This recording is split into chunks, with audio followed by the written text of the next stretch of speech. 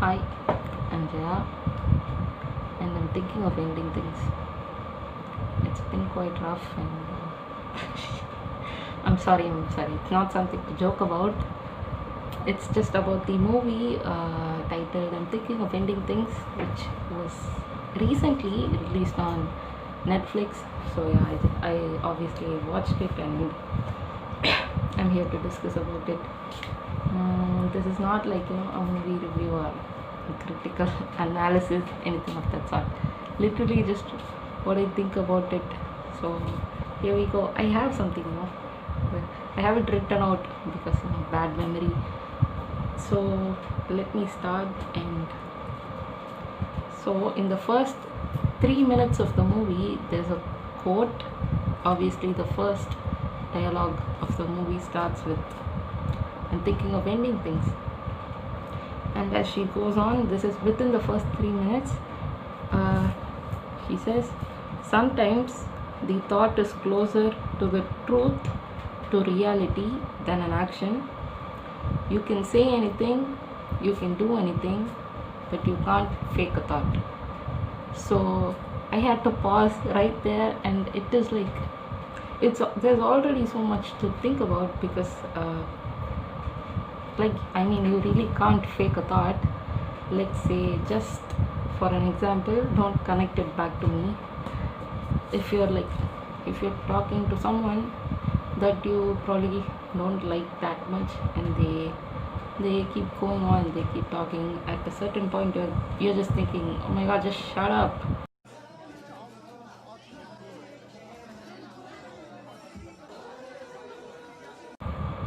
But you know but yeah, obviously you don't say that out loud, but you can't fake that thought.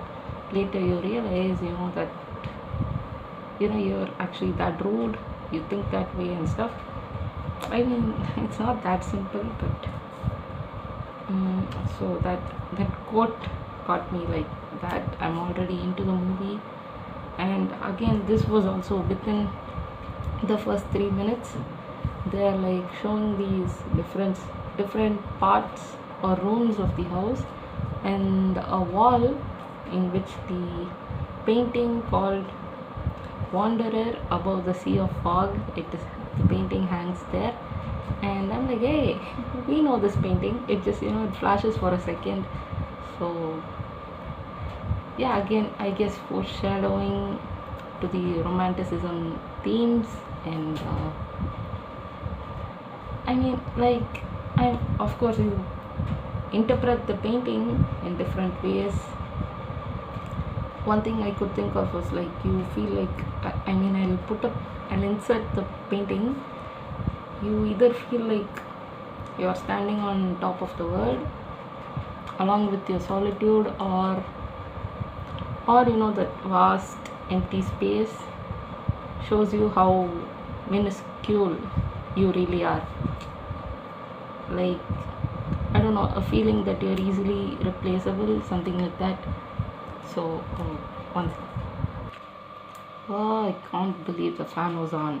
So yeah, the painting comes up, and that is like, these are just two references which I thought it was nice and wanted to mention. But the movie itself, is filled with uh, it's full of references of these, books or movies, like fiction or non-fiction, or philosophy, philanthropy, whatever. She even says somewhere in the movie, she says Freudian bullshit. So like they're also tying in psychology. So I'm like, yeah, it's hard to keep up, but all these excessive references. One interpretation from me is that yeah, obviously it reflects his state of mind, and he's kind of living in this fantasy world, and I don't know, convinced himself to believe that that is his reality. Don't we all? Yeah, so I mean, this case is a bit extreme, and towards the end of the movie you feel like there are a lot of untied knots. I mean, yeah, ropes just hanging around. You can just tie them up however you want, and yes, it just makes the viewers so confused, and I think that is the factor that makes it very interesting. Like, you know, like take it like a puzzle, you put the pieces together but it still seems unsolved. That is how I can best explain it. And I mean, if you watch the movie you'll, am I making sense? But if you watch it, I think you'll get it. The pieces are put together but it doesn't seem like it's solved. Best explanation, thank you very much. So yeah, that is how it felt to me. And you know, as much as it is interesting, it is also frustrating because I'm someone who very often prefers, like, you know, some kind of ending or closures. So you know, these kind of open endings, they leave me very like I need to know what happened. And like, say if I write something, I, you know, claim to be very ambiguous, and I'm like, you know, it's open to your interpretation. And coming back, these kind of movies, they, you know, they make me realize how frustrating that actually is. So that is another factor to be taken into this movie. And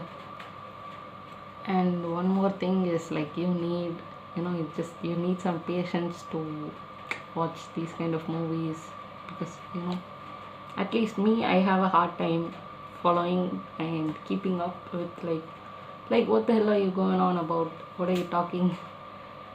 And also, you know, like, I guess I mentioned a he and a she in the beginning, so I'm only gonna talk about these, I mean, I spoke about these two characters, so I've not really given you, you know, any major spoilers.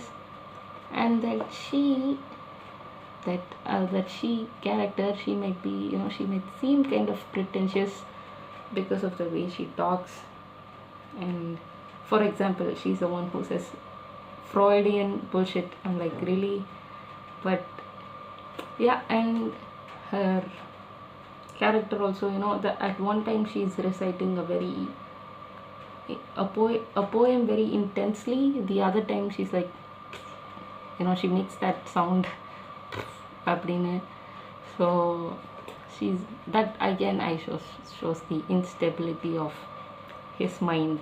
So, like, I mean, you have to, like, you'll know when you watch it, she might seem pretentious, but just go along with it and see where the ride takes you. Ride, they are on a car drive, so see where the ride takes you.